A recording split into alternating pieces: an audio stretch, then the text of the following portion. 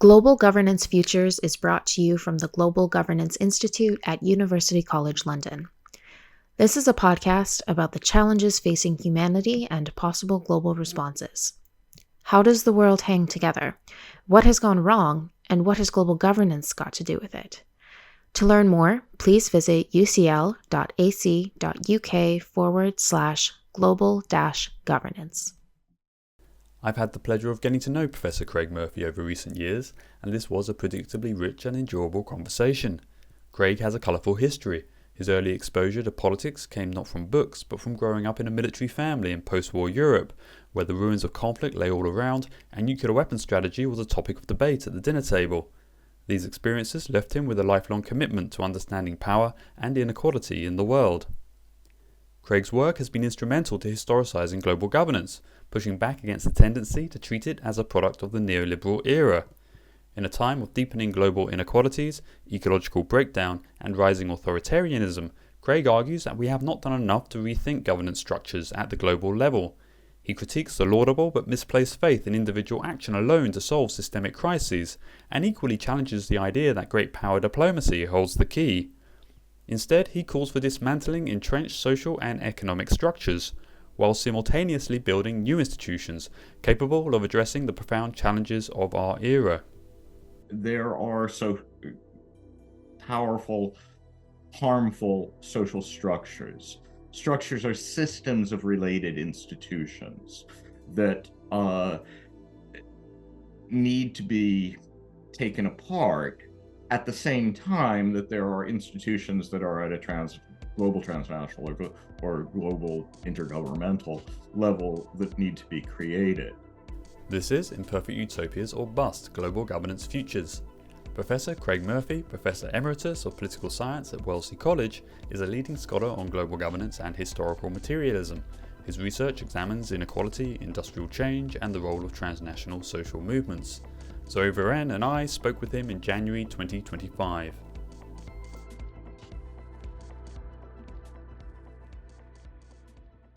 Well, it's really good to have you here, Craig. We've been looking forward to this conversation.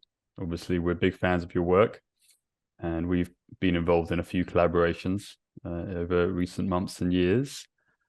And I couldn't think of a better time to have this conversation. These are perhaps somewhat ominous times for global governance. Yeah. This is the week in which Donald J. Trump was inaugurated as president of the US for a second term. And indeed, we are now sort of in the fallout of that. There's been an avalanche of executive decrees, withdrawals from the World Health Organization, from the Paris Agreement. Perhaps could be relevant to our conversation today. That said, it's not the first time we've been here, and I guess it probably is not going to be the last. But before we get into that, we do like to begin these conversations on a bit more of a personal note. And I'd like to invite you to cast your mind back to, well, where it all began, in a sense. I mean, where did you initially where were you initially inspired in your interest in international relations? You've spoken before about growing up in a military family. Yeah, it's the technical term. You were a military brat. Is that that's right? I mean, I think I grew up worrying about international relations quite seriously. My childhood was spent half in Western Europe and half in the United States. My father was an Air Force officer. He'd been a bomber in World War II, out of Eastern England and Italy. And I have memories that go back to at least when I was 3 of the destruction in Europe. So, I was born in 1953 and moved in 6 months later to London, and lived in London and Oslo for half of the next 13 years. Everywhere I went in Western Europe, we spent a lot of time in Germany, a lot of time in the Netherlands, as well as in England and Norway, and small amounts of time in various other places. Everywhere I went, there were destroyed buildings. And I happened to have this father who could tell me all about why they were destroyed. So that I remember when we flying back to the United States in 1967, we first did a little trip, visited London, saw Carnaby Street. It was the first time I'd ever been in London where I didn't notice bombed buildings. There had been reconstruction. It's 20 plus years after the war. We then went to Germany. Berlin was all still a bombed out place in 1967. We were actually staying in Berlin during the Six-Day War. And with the place we were staying, Tempelhof Airport, which in those days was part of a US military installation, was being filled up with planes with refugees from the war, Palestinians, well-off Palestinians. Getting on the plane back to the United States, it was all like, these are things that I need to figure out if I can do anything to make sure they don't happen in the same way or again. Yeah, it's quite hard to imagine London sort of bombed out. If you're sensitive to it, you can see the new builds. You can see where probably the bomb sites were.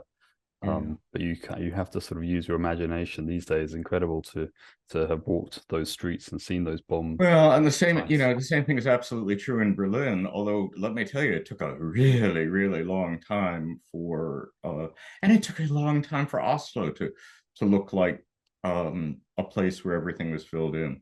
I used to play with a couple of my Norwegian friends in an area where we still kept finding shells. What can I say? This is when I'm 13. It was good fun. Great fun, yes, but it did make you think, right? Absolutely, yeah. And I'd be curious to ask, I mean, how was it growing up in a military family? Often we associate, I suppose, a military attitude with, say, a very pragmatic, realpolitik approach to sort of international diplomacy, to politics. I know that your father was familiar with the work of James Rosenau, who was one of the founders of global governance. So, my dad was a person who was accused of being, well, he was called a premature anti-fascist. He was someone who'd been part of the anti-Hitler peace movement in college, but decided in 1939 or early 1940 to go to Canada and join the Royal Canadian Air Force to fight Hitler. That was a sort of weird thing to do, and then ended up back in the U.S. military when the U.S. joined the war. He was interested in trying to understand international affairs.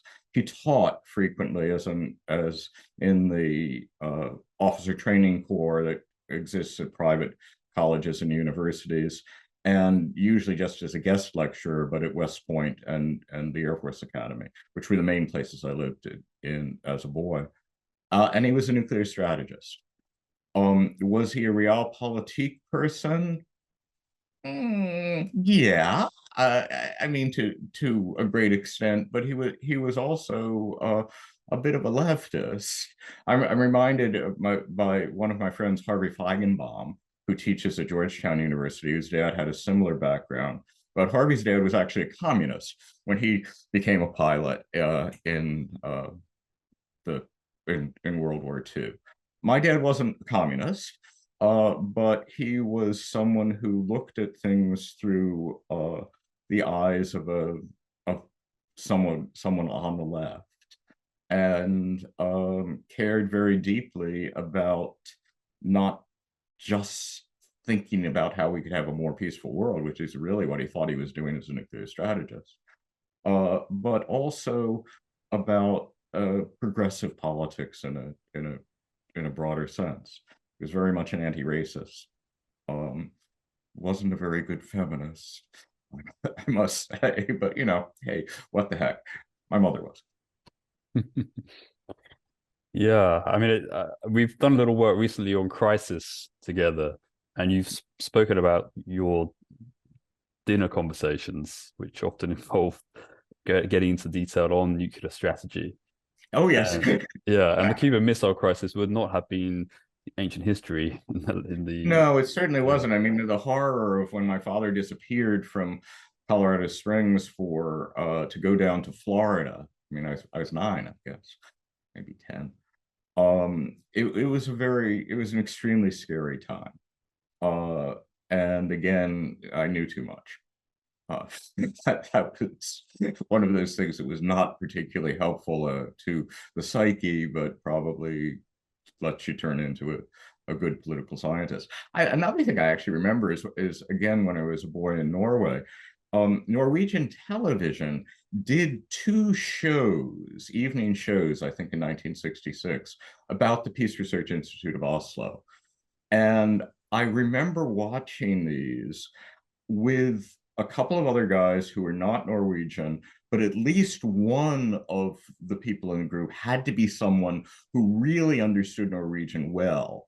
Because I actually remember the show well, and even though my Norwegian was the kind of Norwegian that you used to play soccer, but but I think it may have been the Israeli ambassador's son who was really fluent. We were watching this, and I remember learning about game theory from Norwegian television, listening to Johan Galtung on Norwegian television, and learning about the structure of imperialism from, this was before he'd even published that stuff, but he drew these little diagrams about how to do that. And I think Danny Boryakov was the person who was translating this to the other guys in the room, because we, as I say, we knew how to say goal and offsides and things of that sort, but not much else.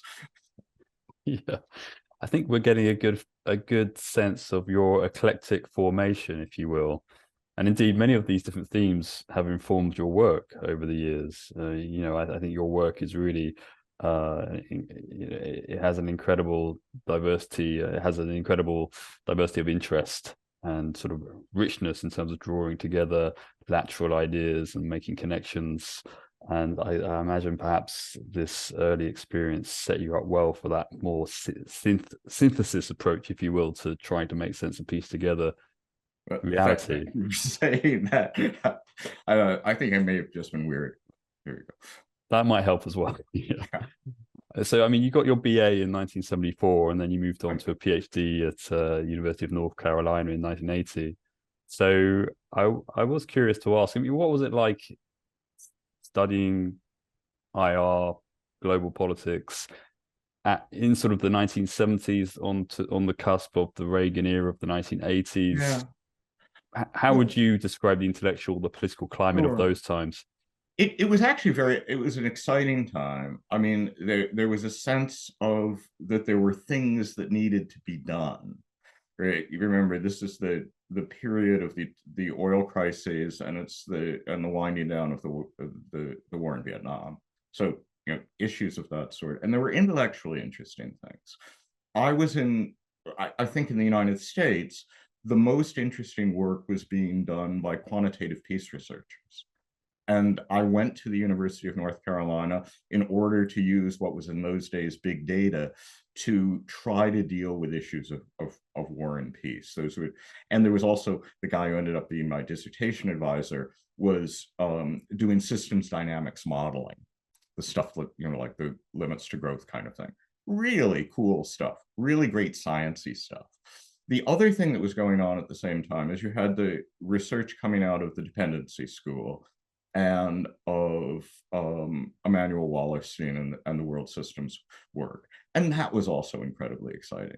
So intellectually, I found the period to be really exciting. I mean, you mentioned when I was thinking about this, talking with you about this, it's also the case, this is one of the stranger things, when I was about to go off to graduate school or, applying for graduate school, my father, who always thought he could figure out things better than I did, decided to write to one of his friends, a historian, Henry Winkler, who, if you've looked at like the history of the labor policies, foreign policy, Winkler was actually the president of the University of Cincinnati.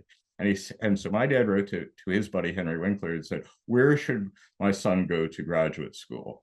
And Winkler wrote back and said, actually, he should go to the University of York in Canada, because there's this guy, Robert W. Cox, who has just moved there, who's a great historical scholar who really understands many of the issues that I know Craig is interested in.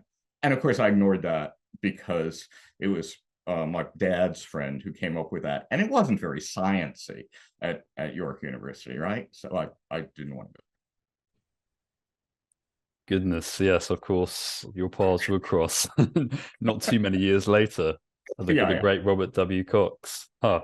Well, your father was very tapped into the cutting edge, it seems. Well, he knew, it was weird. He knew a bunch of people who actually were, in this field of international relations, so that what do you know? Hmm. I mean, also perhaps to prefigure our conversation around climate crisis and what we might regard as sort of the real crises of our times. I'm also aware that you were familiar with the work of William Ophuls from the 1970s Yeah, and Paul Ehrlich, this sort of first yeah. wave, and the limits to growth community at MIT. Well, that's right. And this is because my professor, Andy Scott, who was, gosh, his students, we always thought that he was just like a great guy because he was incredibly supportive of students. And he was, basically told us the purpose of writing a dissertation is to finish it, which is something that lots of people don't tell you. But we always thought he was a little nutty because he was like opposed to free trade. He thought there'd been this real problem by creating too much interaction at the global level, and he was really absolutely convinced, like some of his buddies who were the systems dynamics people up in New England, who were working on the limits to growth stuff and also trying to figure out how to do the modeling. He was actually, and he had a brother who was, in NOAA, the Organization for Atmosphere, and he was really concerned about these crazy environmental things. And we knew that was, not of central importance, like big wars or inequality of North and South. But he was such a nice guy that we let him teach us that stuff. Yeah. So Ophuls showed up on campus for, I mean, there were things like that. It was a nice place to be, even though, as I say, I don't think most of Andy's students, most of us were really tuned in while I was in graduate school. Yes, we had a very memorable podcast interview with William Ophuls, who's still going strong. Hard to believe, but wonderful. Yes. Yeah, absolutely. Was it William Ophuls who told us to stay fit for the future? Yeah. Yeah. Very good. I think he was saying the same thing in 1977, He has a point. He has a point. He It does stuck have with a me. point. He really does. Yeah, finish your dissertation and stay fit. And that's good advice. Yes. Right. So I thought we might fast forward a little bit now, Craig. I mean, in many ways, I think many people would associate you with your first seminal intervention in the field, which was international organization and industrial change, global governance since 1850, which was perhaps the first kind of masterwork which sought to really historicize global governance, to bring a critical historicist lens to the topic, which was also in some ways counter to the zeitgeist of the 1990s of the moment, where there was a kind of relentless presentism in a lot of the scholarship on global governance. So perhaps we could engage that a little bit. I mean, how do you view the concept of global governance as having evolved and, locate it within that early context? I mean, what was it about that concept that attracted you to engage with it? Yeah, I mean, I think that the thing that attracted me to the concept which was really developed by you can see Falk using the words together before that, but it was really developed by the so-called Stockholm Initiative, which created ultimately the Global Governance Commission. And it was a way of talking about the set of problems, human problems, that can only be dealt with at some either global transnational or global intergovernmental level, that our institutions are not available for them. And so there was a practical side to it that I liked. And the argument that I was making in International Organization and Industrial Change was simply, it's twofold. I mean, on the one hand, it was that most of our global level intergovernmental organizations were established for and have the purpose of supporting the internationalization and ultimately globalization of industrial capitalism.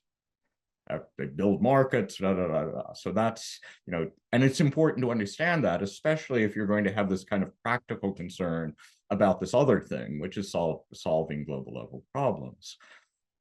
The other thing that I think is the important argument in the book, and one that sometimes is not shared as much with some of the other Gramscian writers at the same time, shared more with, say, Stephen Gill than it is with Bob Cox, for example, but is an argument that intergovernmental organizations at the global level provided political space in which social movements, peace movements, movements concerned with solving global problems in one way or another could actually act and in many cases become successful.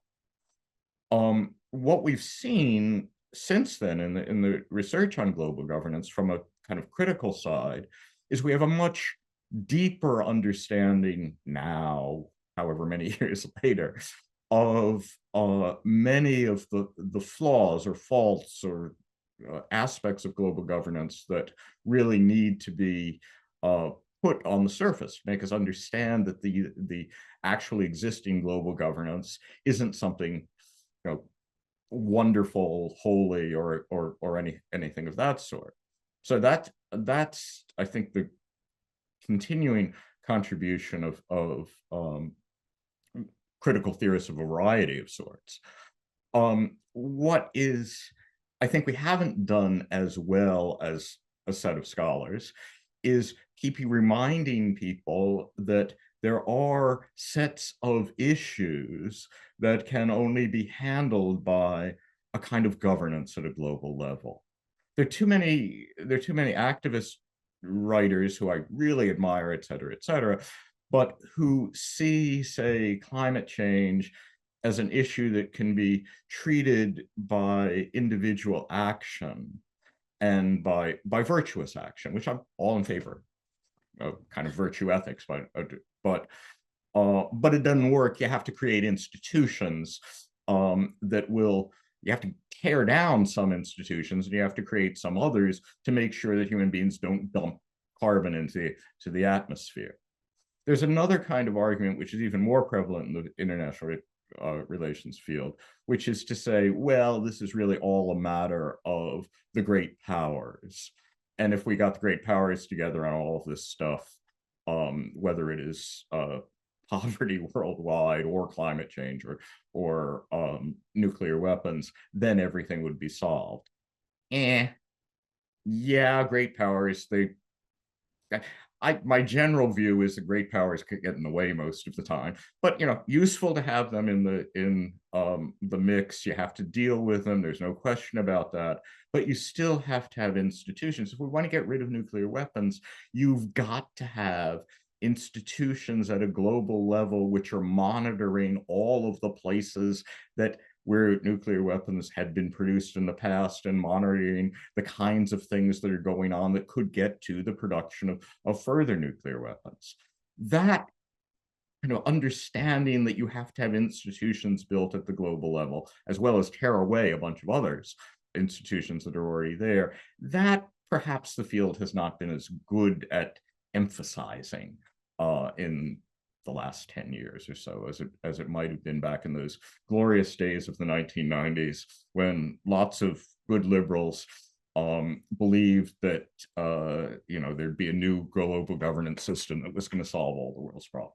Do you think, trying to think how to phrase this, and it might seem like an obvious question, but do you think there's an issue with institutions not sort of grasping the scale of powers that they're contending with? Because I feel like you speak of great powers, but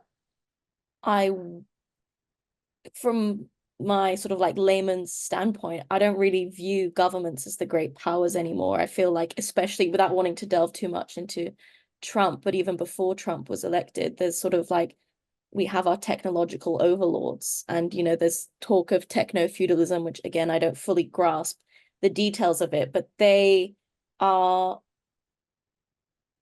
to be a bit maybe provocative, is they are kind of pulling the strings of a lot of the great powers, and they are pulling the strings of people on like an individual level of like, we're all slaves of our algorithm. I know my hand up, I definitely am, and I have debates with my peers about, oh, that's sort of, we need to have a critical thinking approach when it comes to algorithms, and without wanting to sound elitist, like we need to make sure that everyone has that, because not everyone is inclined to be critical of that.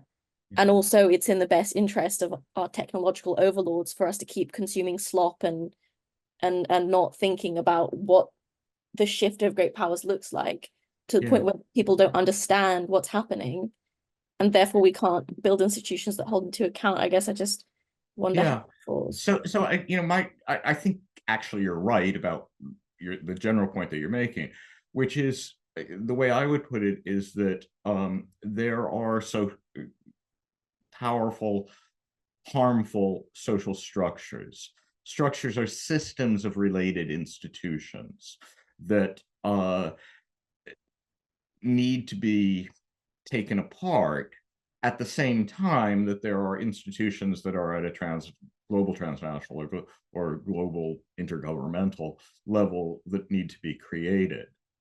I have been reading a number of books that give different names to the technological overlords that you were talking about, but very kind of what I think of in some ways as very conservative figures. There's a climate scientist who says it's the club of billionaires that is the problem. Yeah, I think that's probably right, calling it club of billionaires. There's going to be a new book out by Ronan Palan, where I can't even remember there are like 3 adjectives before billionaires, where the adjectives give us some sense of the technological control that they have.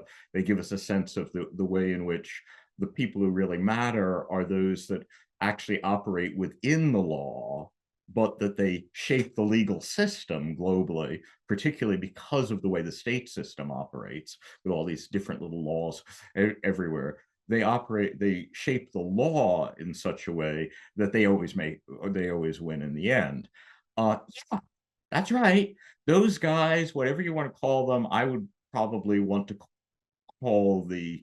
name the things that give them that power rather than name them, but that's another thing. Yeah, we've got to tear down those social structures. And I know that sounds kind of maybe utopian to some people, or certainly lefty to others, but yeah, that's right. I guess it's the how do we tear that down, I guess, is like the thing in general that, like, well, I mean, if I think we often kind of miss the powers that we at least have, all of us have over the long term, and the ways in which the activities that we work on right now can have contributions to a much longer time.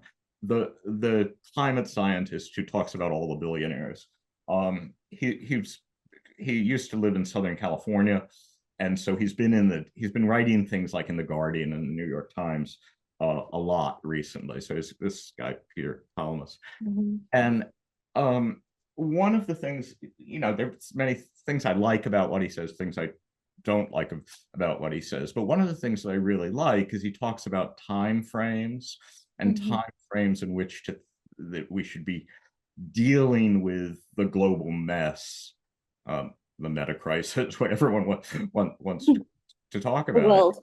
Yeah. And he says, I mean, I'm a climate scientist, and I don't think that the time frame is the time frame of the actual changes that the Earth does to the climates, which historically has been a time frame where you're at least talking in tens of thousands of years.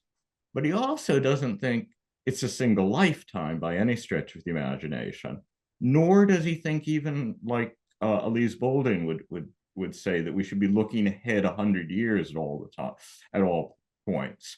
He really is urging us to sort of have more of a 1,000-year time frame as we face many of these issues.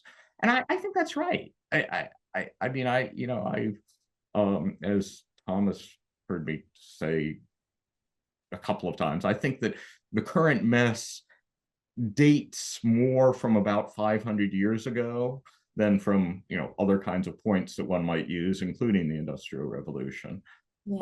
And we certainly should be looking 500 years. We should be working in such a way that our actions have thought through what we can know, which isn't everything by any stretch or even much, about many hundred years in the future.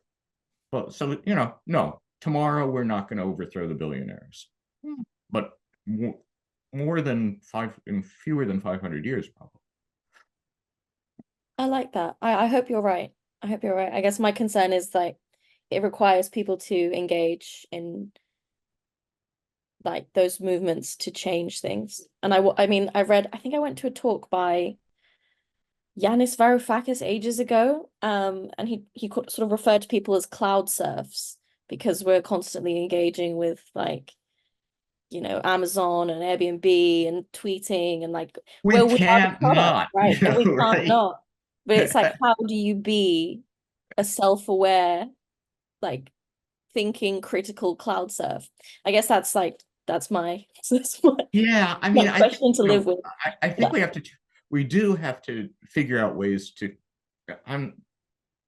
You're probably better at it than I am, but we have to figure out ways to limit our interaction with the things that are so easy to interact with and that to drag us in one way or another. But there are ways to do that. Again, Kalmus, he's someone who has a meditation practice among other things, and he laughs at himself about it. Sort of, well, I am, but he laughs at himself a little bit about it's hard to maintain certain types of self-reflective practices. Yeah, I mean But it's doable. And it's kind of like an old part, like we can do it. And if a guy who's a middle-aged, early middle-aged climate scientist who's driven crazy by his children as well as by all the demands of his job can do it and actually find help with that, finding practices that'll allow that to be possible. Long walks, short walks, staring at flowers for a little period of time. And I guess I feel a sense of relief almost, not to absolve myself of responsibility, but that if it doesn't happen in my lifetime, it doesn't mean that it's not going to happen. I think that's quite a nice. I think that's right. I think we have to have that kind of attitude. But we also have to have the kind of attitude that if I don't do something now, maybe it's also going to be a problem. I mean, one of the sort of there's this kind of complicated Buddhist and sometimes Hindu argument about karma, most of which is bullshit. Sorry, I mean but a central sort of maybe the central nub that is certainly right is our decisions really do make a difference. And to be reflective on them, our decisions, they make a difference to ourselves, for sure. They make a difference to all of those we interact with and are near to, and all those they interact with. But they also, because of the way in which the world has been tied together by all of those crazy forces of globalization, they also matter to a much, and what we've done to the habitats of other beings, including other than human beings. They matter to a much broader group, and that kind of is something we don't have to carry it as something big and heavy, but we should probably carry it with us all the time. Our actions matter. Yeah, not to be complacent, but not to over responsibilize ourselves. Yeah. Yeah, I like that thought. Thank you. Anyway. Well, what a rich theme of inquiry we have opened up. Okay. Yeah, when I hear meditation, I do sometimes think of that scene from Seinfeld, George's father in the garage and sort of, serenity now! So, shouting. Yeah, serenity now. No.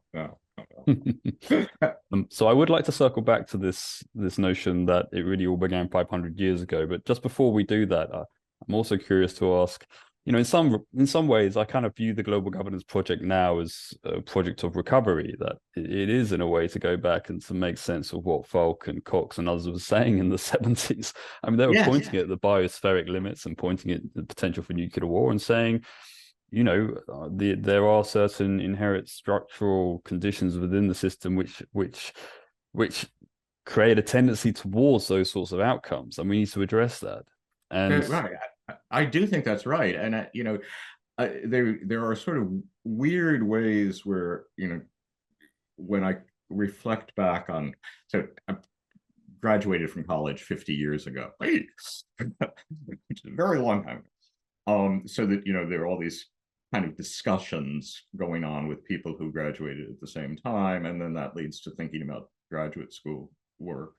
But I remember, both as an undergraduate and as certainly as a graduate student, it was kind of commonplace to talk about the war system, to talk about the state system, to talk about the capitalist system, blah, blah, blah, blah, and to have ideas about the differences between capitalism as something that involved, where the center was on industry, and capitalism where the center is as much on finance. I mean, something that's obviously one of the things that Cox was very, very importantly doing.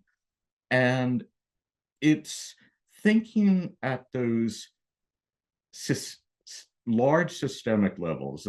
Those systems are sets of institutions, and they are in fact structures. They're not necessarily all completely interconnected.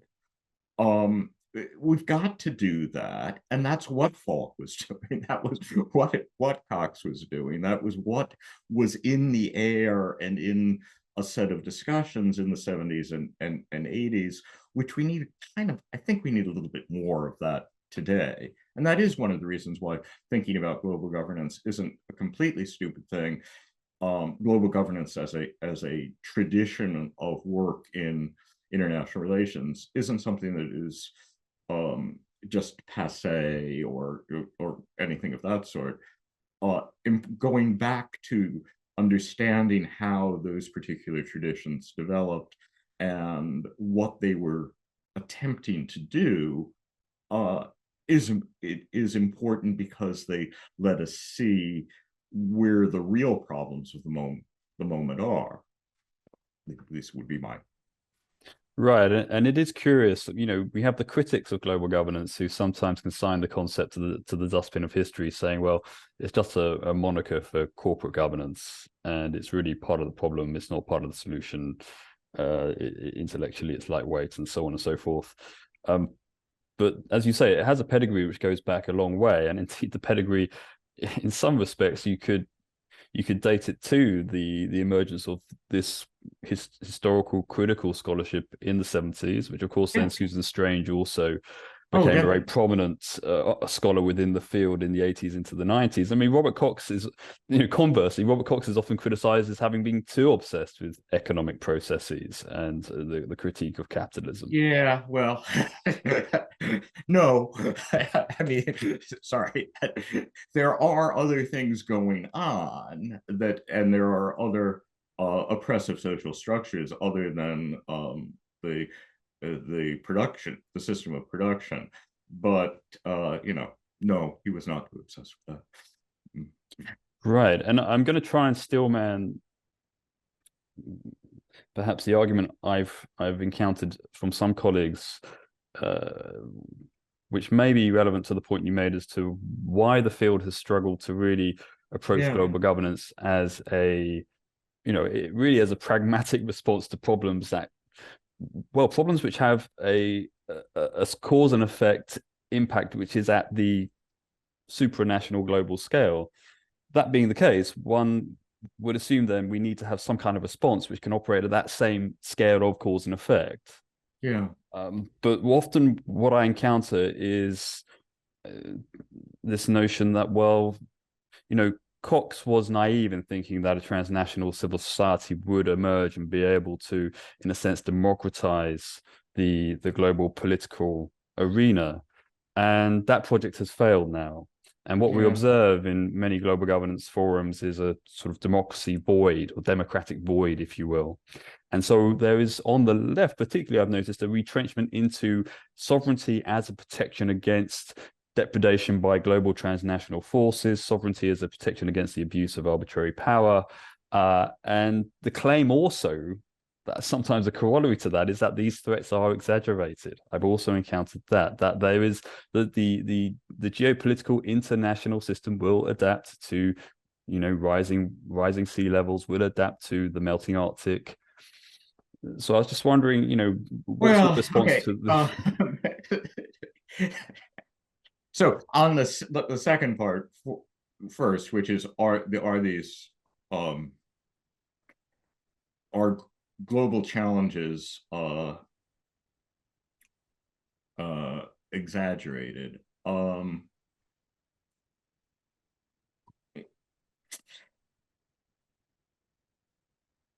In some ways, perhaps they are.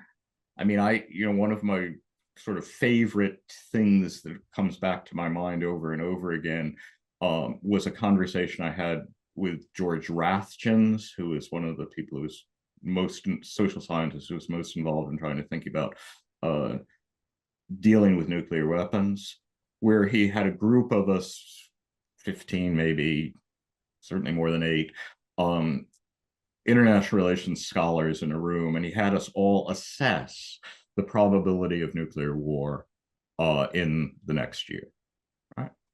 And we all came up with numbers that were, something like 1 in 100 or 1 in. And he said, the number that I come up with is 1 in 10,000, and I know more than you, so that my number is a better number.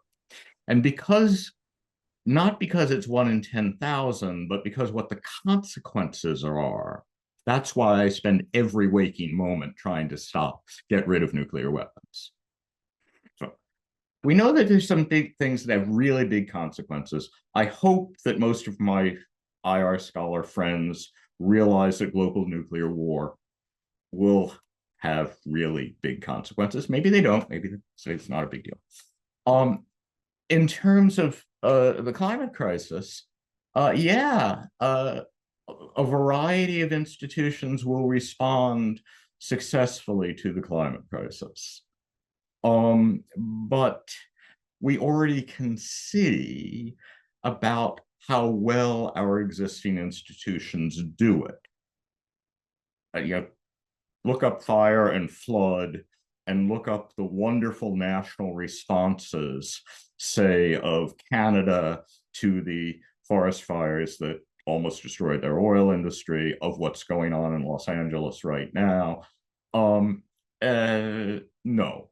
this is still a problem, and a problem that is of the scale that probably requires all of our, at least a little bit of attention.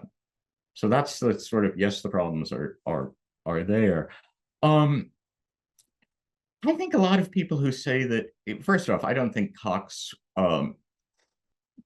was not, didn't have a kind of namby-pamby, some of my friends do, but have a namby-pamby belief that somehow international civil society was all going to come together and we'd have one big happy cooperative movement that would solve all of these problems. What Cox did have was a sense of the history of transnational progressive social movements. Cox had a really good sense of the history of labor cooperation. And, I think sometimes people, boring parts of Cox are things like when Cox is telling us that there was greater international labor cooperation in 1919 than there was today, and certainly than there was after, say, 1959. That's really important because it's reminding us the ILO wouldn't exist. International labor standards wouldn't exist. Companies feeling that they have to lie to violate international labor standards and tell you that your shirts actually were not made in sweatshops wouldn't be an issue if it weren't for international labor cooperation. International meaning truly international, meaning workers from Manchester and Liverpool refusing to carry guns in Jamaica when they're handed to them by the British police to try to keep the workers from Jamaica from rising up. That kind of international cooperation. Labor cooperation, and then even more significantly, the anti-colonial movement. Maybe I was lucky enough to be old enough to have daily things appear in the news, even when I was starting to read, that was telling us all about the liberation of one country after another. And the bullshit that's being taught these days, which is that, Britain and France and Portugal, they all just decided to give them up these things. The Netherlands, there was no social movement that overthrew the primary sources of money of these empires. No. This was, crap.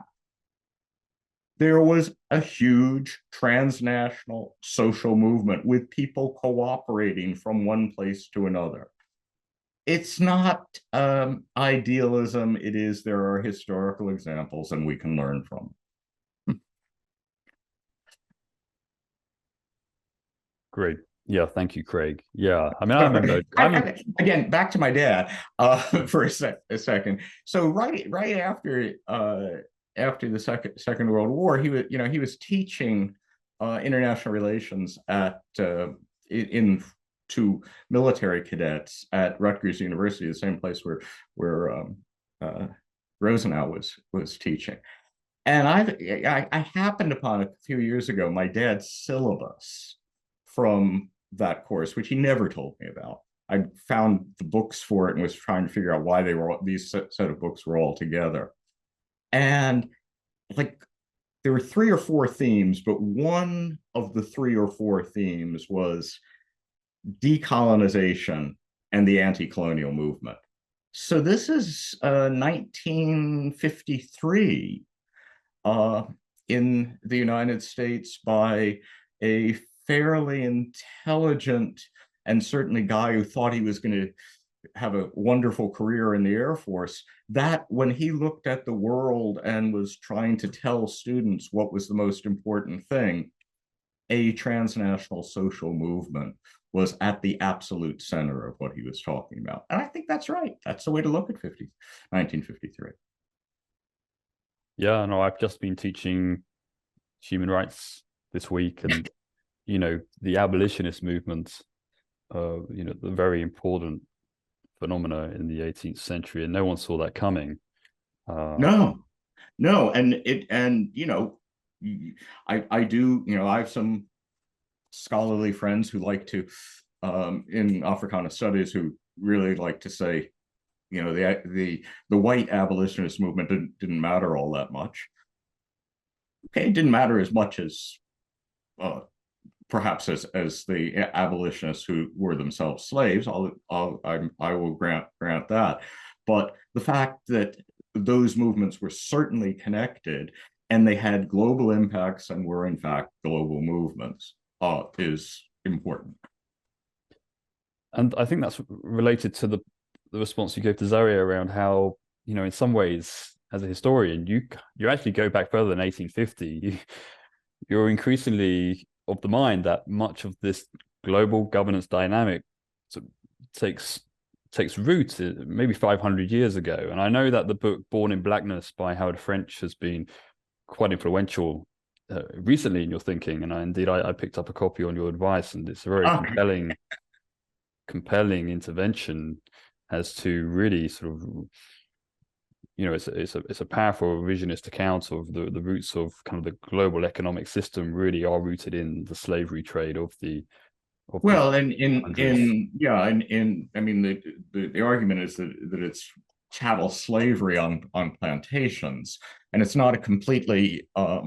There are other people who are making that argument. Much of the history of capitalism movement among historians in the United States is making exactly the same argument in different ways. French isn't someone that the academic community loves because he's a professor at a journalism school, and his career is primarily being known as a person from the New York Times who has been chief correspondent in a variety of places around the world, including in China and Japan. He's a polymath, though. He's one of these weird people who reads original sources in 15th century Portuguese, in 19th century Chinese, etc. I mean, I know Peter Perdue, for example, who's the China historian at Yale, was telling me about, I remember when he was calling me up and he was, saying to me, these things about certain things you've been written about 19th century China, when I get back to the original sources, I'm not sure you've gotten it right. And he said, I mean, how can a journalist tell me that? Anyway, I think French's work is brilliant. The argument in Born in Blackness is not an original argument. I mean, W.E.B. Du Bois made it, but without the kind of detail and without being in part of a large community of historians who are working on the same sort of thing. The big changes in the world, I would argue, that brought together all kinds of separate forms of economic oppression into a single kind of capitalist strand really does, I think Du Bois and French get it right, that it really does start with the development of the Atlantic economy, which was a global economy actually, and with the development of chattel slavery as a fundamentally new form of production and a new form of slavery that explains the wealth of my country, the wealth of your country.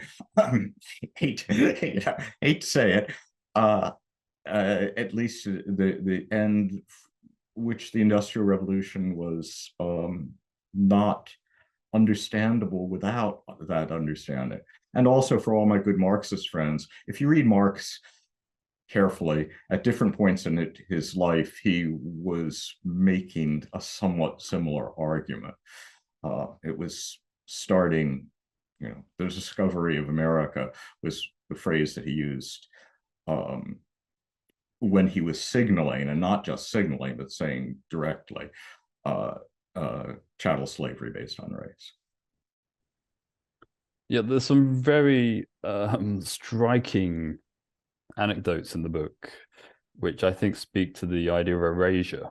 He actually visits the massacre and grave sites where thousands of slaves were executed in Caribbean countries. Yeah. There's no marking. There's no actual graveyard. There's no commemoration. Yeah, no. I mean, you probably know, I sort of have a hobby of collecting things that are some maps that are about this erasure. I mean, I collect European printed maps of Africa from the very beginning.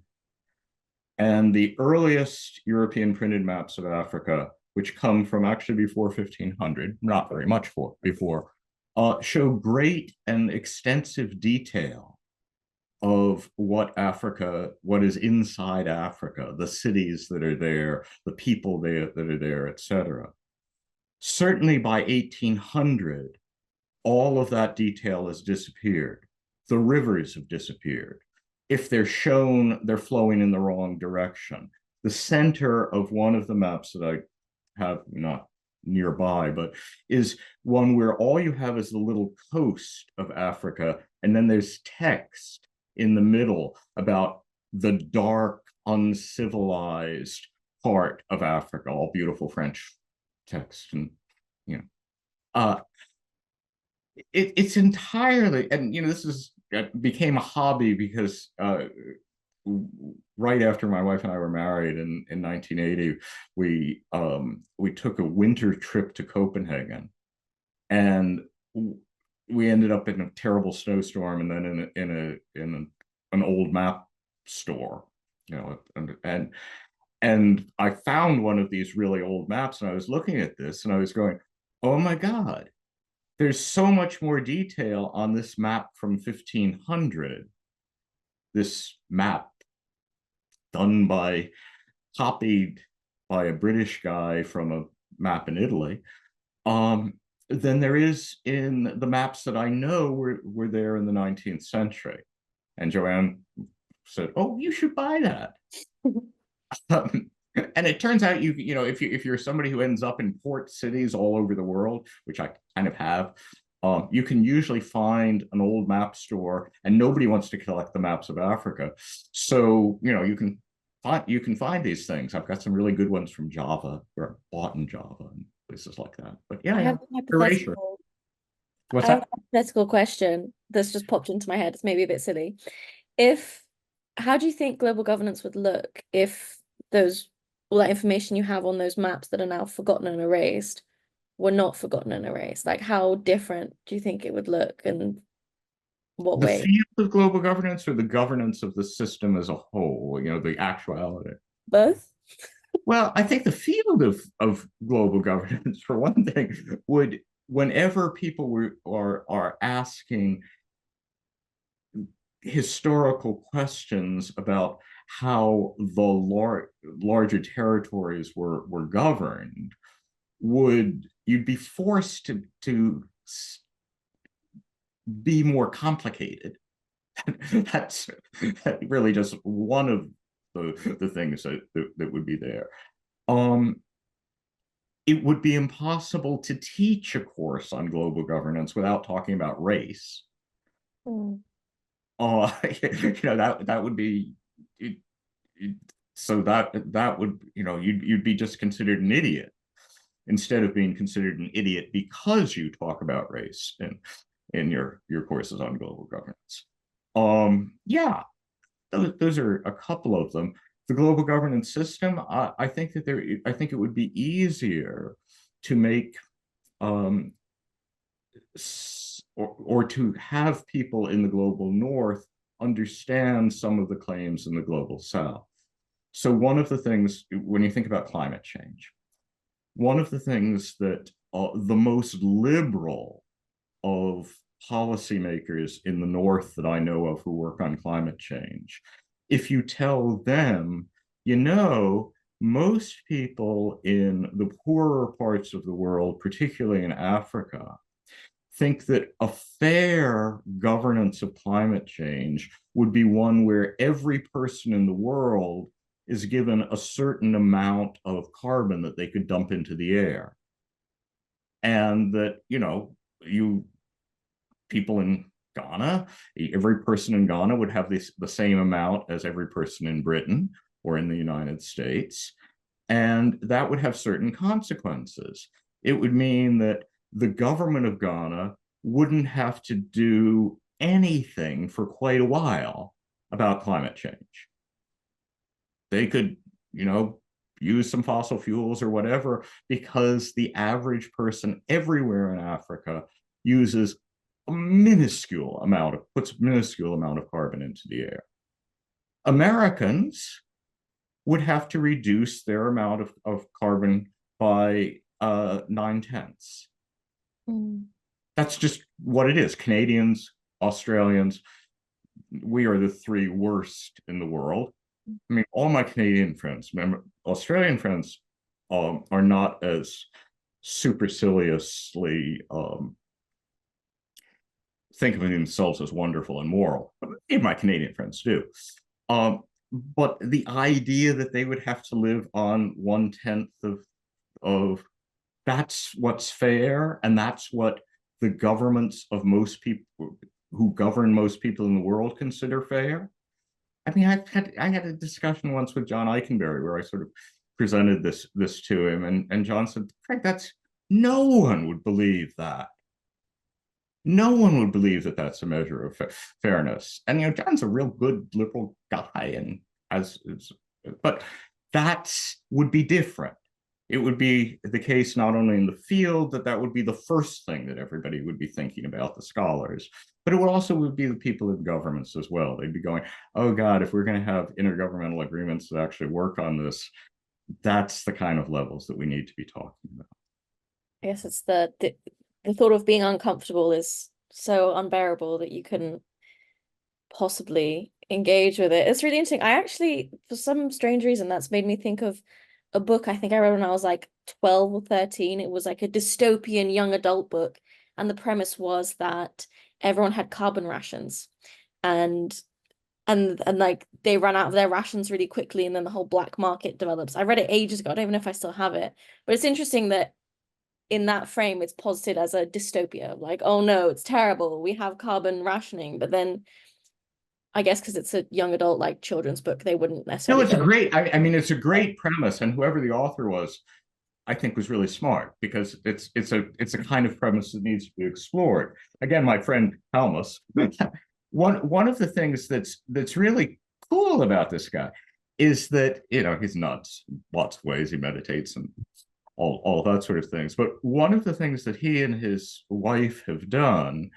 over the last 7-8 years is they have reduced their carbon use to 1/10 of the average American, and they live a perfectly wonderful life, and it isn't even that hard.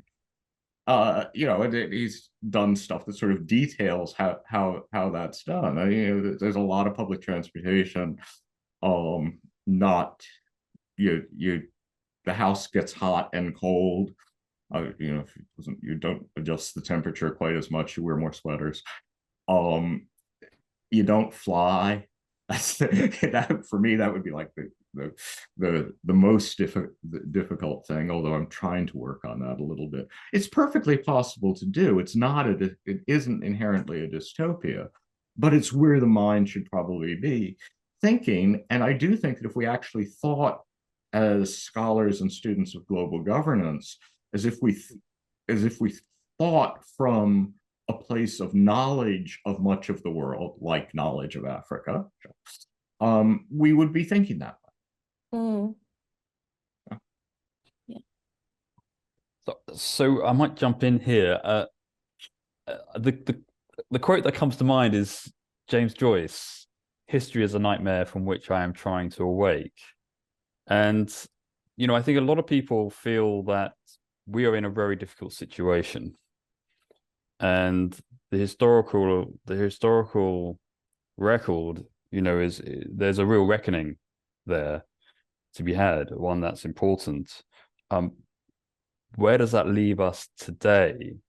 I mean, I read one of your pieces, and you quoted Samuel Huntington, who's not the person who I'd associate with this quote, but he said, "The West won the world not by the superiority of its ideas or values or religion, but rather its superiority in applying organized violence. Westerners often forget this fact. Non-Westerners never do." Okay, Huntington himself was, I think many would regard him as something of a, shall we say, a realist. Yeah.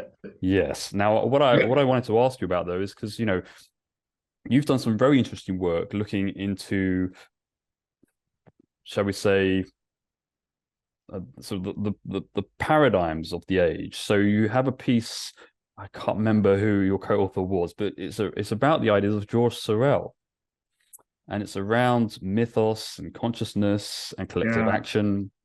Now, you also have a recent piece which I read called "Every Just Piece is Something New," and what is intriguing there is that, in many ways, what you're saying is that ultimately we can't succumb to just pure cynicism, because that's not actually an accurate reflection of, well, the historical record. And indeed, it's crucial for us to recognize and leverage individuals, the collective's capacity for acting on moral principles, even in context of severe inequality, severe historical injustice, and severe conflict. Right. Could you elaborate a bit, perhaps, on that? How do we incorporate questions of meaning and purpose and right relationship, to use a Buddhist phrase, when trying to think about the path forward? So that chapter that you read on Every Just Piece, that's actually, there are like two or three things throughout my career that I really would like to be able to get people to understand. and that's one of them. And it's something that there are other people who have made in different ways the same argument. I think Hayward Alker, for example, if he were still alive, he would really like that paper, because he says that is a point that he has been trying to make. He tried to make over and over again. And it's not that people didn't listen, it's just that it's kind of a complicated argument. That the basic argument is that much of the way in which we think about planning for the future or whatever, or certainly the way we do our social science, is based upon a strategic way of thinking, a way of thinking that human interactions are interactions about who's going to win. And even when they are cooperative strategic games, that is, things where we are trying to both win at the same time, the structure of the game is fixed, and the players can't get outside of that game, right? Okay, so that's basic principle. And we're sort of obsessed with this. This is a big part of our way of doing social science and all that sort of stuff. The problem is that there's a logical inconsistency there. The logical inconsistency is that we end up trying to use strategic thinking of this sort as a way of dealing with kinds of conflict that even the great inventors of our analyses of strategic thinking would say are not conflicts that are resolvable within a strategic framework. And so, in the paper, and I could point to Hayward Alker, but in the paper I talk about someone who's an earlier figure, Anatole Rappaport, and this is like the most important thing that I think Anatole Rappaport ever concluded, proved, not as a mathematical proof. Rappaport was a mathematician, and he killed many trees with his arguments, where he showed this is not something where the argument is one that can be proven using the techniques that are the same as mathematics. That's the whole point. It's one that I can convince you of by a variety of different other ways, right? It's not that. The point is that every conflict that is ultimately a conflict of about unequal structures, where the game is rigged so that the underdogs always lose. Every conflict that is structured that way is one of these things where strategic thinking ultimately doesn't work. what we can do to convince people that something else does work, or at least that there are other ways of doing things, is by giving them examples of, here is a situation where, because of something else, I mean, Sorel's argument was, there are these weird things. If you believe certain myths, they're still myths, but you end up acting in different ways. I mean, Sorel's point was, a lot of people hate this, but what Sorel's sort of starting point was, Christians, those weird people, actually, lots of them believed some of this stuff that Jesus was saying. Not, the things about the afterlife and that sort of thing don't matter as much as the notion that life will be better for you if you act in the way that Jesus said it would be good to act, if you act on the basis of the Beatitudes. And there are lots of things that you can, as a historian of Europe, that I can point to you about. European societies often did many things that seemed impossible and that were cooperative and nice because they were Christian. I mean, the sneaky thing that he then says is actually the idea that all of us lefties have, which is that we can have a general strike. We can have the global social movement where all of us will just stop working for the Donald Trumps and whatever's of the world. That's a myth too. We can't. It's really kind of hard to do that, right? But it's a myth that can motivate us and perhaps them at times to work cooperatively. So the only mistake Sorel made, which is something that Rappaport, I think, really understood, is that every time you do one of these things where you are successfully able to act cooperatively to overcome and destroy oppressive structures, it's probably going to be very different than any previous version. And it's going to be different than any previous version because as soon as you use a strategy that someone has used previously, the folks who want to defend their privilege and whatever will say, I already know that strategy. I saw those damn Christians use it in the Middle Ages. It's, I'm going to be able to think around that. Okay, fine. We won't use that exact strategy again. We won't actually strategize. We will find other ways of persuading. Now, I not only believe that because this thing exists, that there is reason for hope in lots of weird conditions. I, like Rappaport, and I think like Hayward as well, Alker as well, believe that this is the only thing we know. This is really, when you're dealing with structural conflicts, yes, there are a lot. We can work together to form solidarity, confront, become treated as real human beings by those who are more powerful. All of that's true.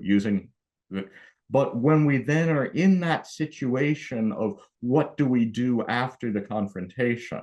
What do we do after Elon Musk has recognized that actually, even though he has billions and billions of dollars, there's certain things he can't do if other people withdraw from his system? What do we do after that? Well, it's going to be something not exactly like anything that has happened previously. And I believe, in the same way that my mathematician mentor Rappaport would say, is that is provable. Not exactly in the same way as a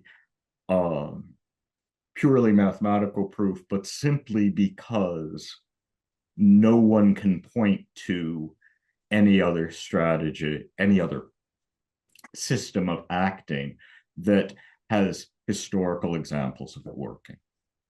Okay. That was really interesting. I think the idea of myths motivating humanity to do things impossible really always sticks with me. I find that a really interesting point.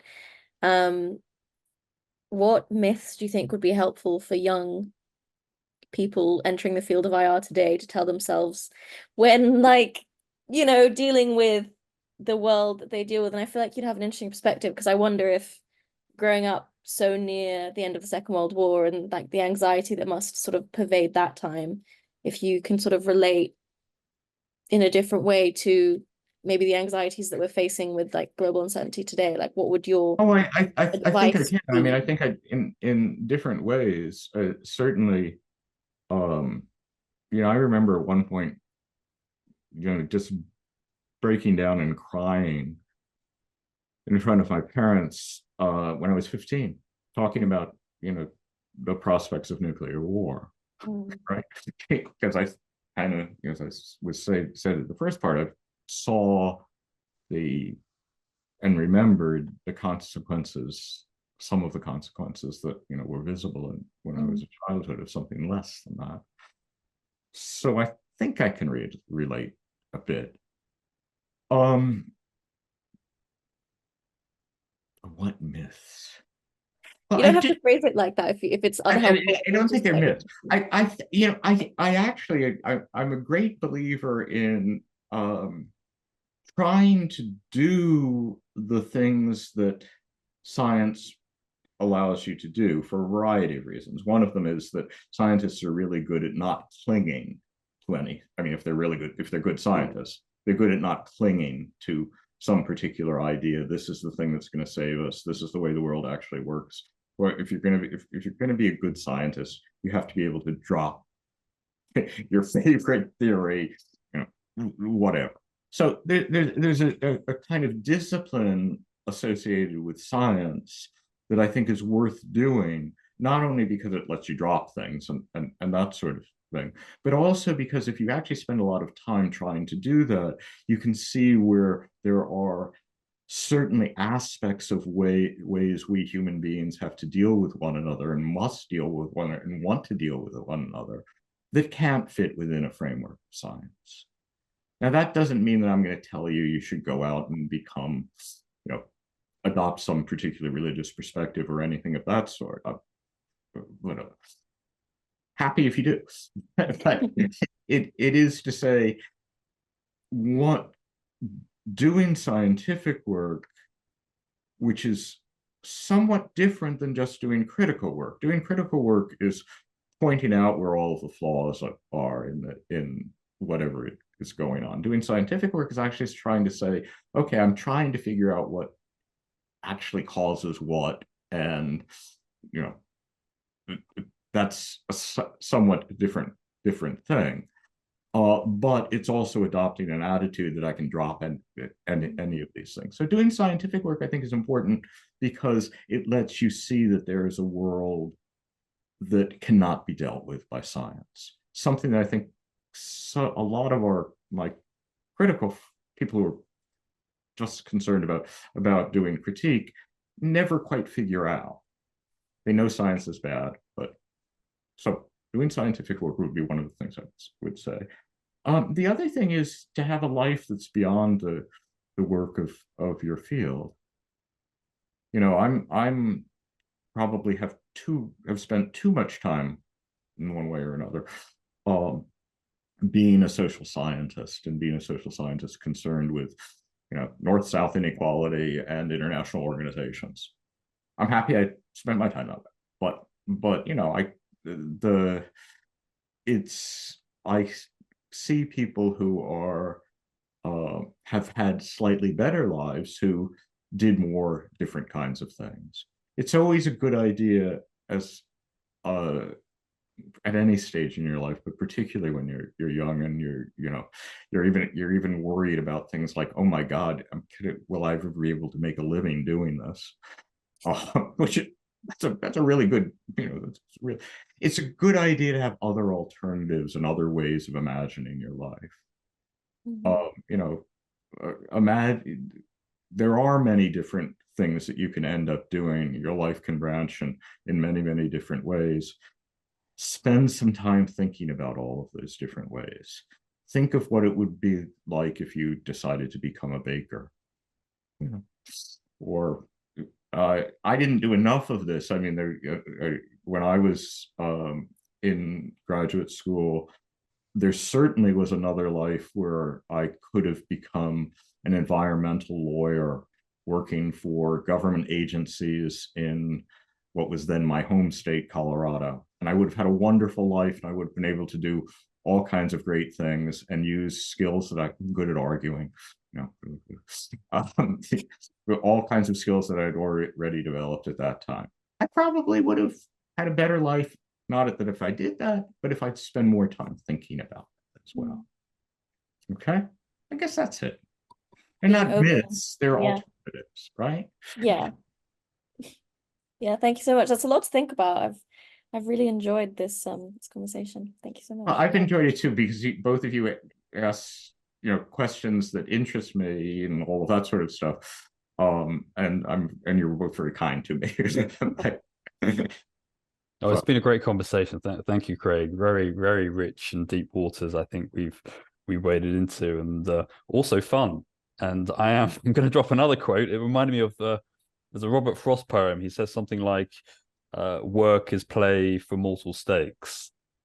Yeah, yeah. And I feel like this conversation kind of was, you know. Well, you know, if you go back to, there's one of those great Buddhist things where the Buddha is telling a young man how he should worship, and says all of this stuff that your parents, good Brahmin parents, told you about how you're worshiping the 6 abstract points of the compass.